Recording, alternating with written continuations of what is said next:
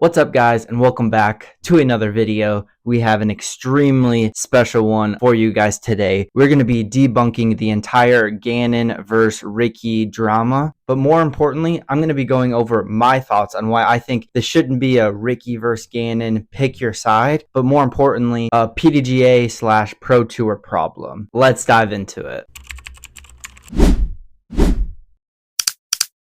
But before we get into the drama, I am going to be giving away this purple DD1 to one of my subscribers. So make sure you guys are subscribed to the channel if you want a chance to win this purple DD1. And also to enter, make sure you comment down below your thoughts on the entire Ricky Gannon situation. And make sure you leave your Instagram handle or some way I can contact you in the chance you do win. Let's get into this drama. And to really start with all of the drama, I do really want to say I'm a huge fan of both Ricky and Gannon. I am from Iowa, so I'm a little biased, probably more towards Gannon, but ever since Ricky moved to Discraft, as some of you may know, I'm a huge Discraft nerd. I've been really following Ricky and have been able to kind of backtrack Ricky's kind of history within the sport, and I've really come to really gain a lot of respect for what Ricky has done for the sport entirely, and really just respect for his game. So just wanted to put that out there, and obviously there's going to be a lot of spoilers, so if you haven't watched any of the content yet anywhere, probably a hard week to not have any spoilers thrown your way. But let's just dive right into the content here and kind of debunk at least this part of it, and then we're going to really get into why I think the Disc Golf Pro Tour and the PDGA should really be taking fault in this entire situation. But first, let's dive into some actual content, so let's get into it. All right, so as you guys see in there, Ricky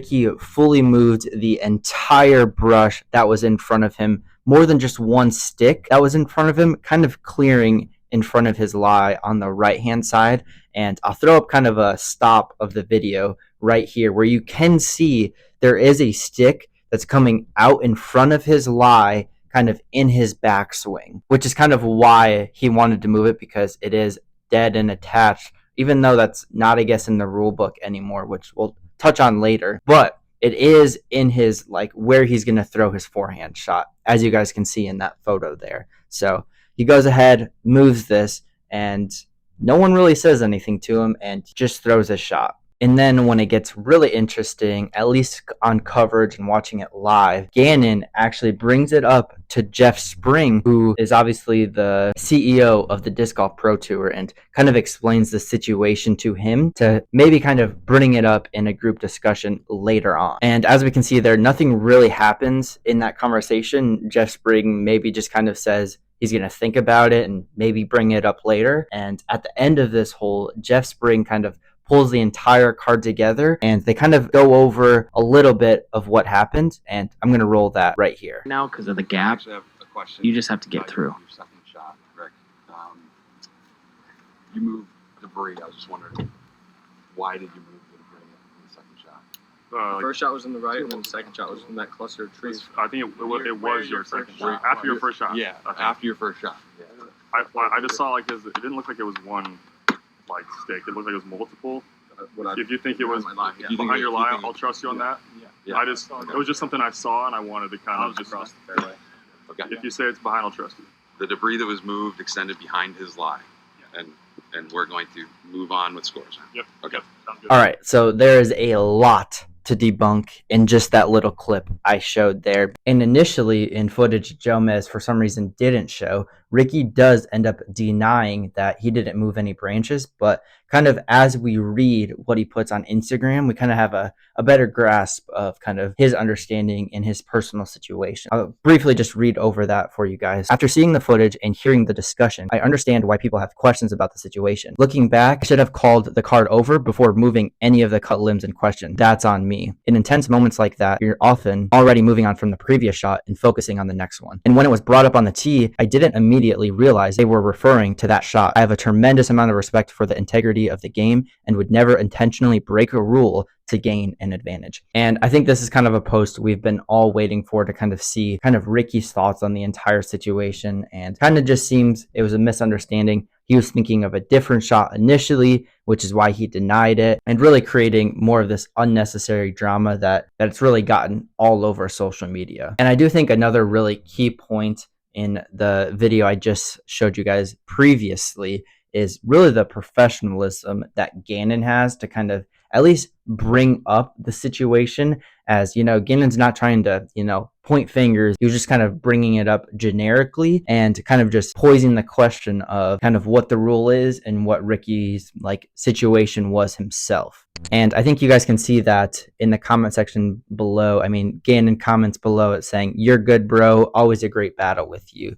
Just kind of showing that competitiveness, but still showing respect to the entire situation. So really class act in Gannon's part. And a little bit more of kind of the entire situation I do want to talk about is kind of the whole PDGA side and kind of his other card mates' perspective. As something I initially thought of right away when Isaac Robinson says he was on the complete other side of the fairway, kind of makes it hard for him to make the call. And from my understanding, there is a rule in the PDGA rulebook that if you're not initially watching a shot, that you can actually have a courtesy violation against you for not following along. Being a player, you do have to follow the rules and officiate other players in play. So kind of an interesting situation there where Isaac actually comes out and says he wasn't watching.